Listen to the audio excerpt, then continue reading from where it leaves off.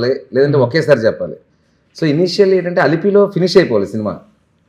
Okay. అలిపిలో Sam, Jayaram గారు, రోహిణి గారు అంత చెప్పిన తర్వాత కూడా మళ్ళీ స్ట్రెచ్ చేశాను కదా ఇక్కడికి. అవును.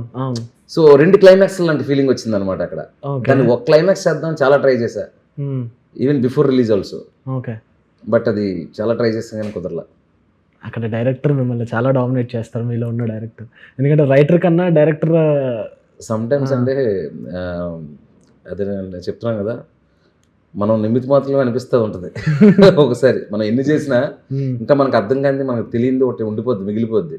That is cinema. లేకపోతే అందరూ అన్ని రాసినవన్నీ ఇట్లా అయిపోవాలిగా, సూపర్ ఇట్లా అయిపోవాలి. బట్ థ్యాంక్ గాడ్ ఏంటంటే ఖుషీకి ఐఎమ్ వెరీ వెరీ హ్యాపీ. చాలా వర్క్, మంచి మ్యూజిక్. పర్టికులర్లీ అందులో నాకు ఒక సీన్ ఇప్పుడు గుర్తొచ్చింది కదా, అడుగుతున్నాను సార్. మీరు తను డోర్ వేసుకుని వెళ్ళిపోతారు చూసారు, మొహం మీద డోర్ వేసుకుని, నా మొహం మీద సీన్ చాలా చాలా జరిగేది కదండి. మేబీ ఆ సెన్స్ పట్టుకోవడం అనేది గుడ్ థింగ్ యాక్చువల్లీ.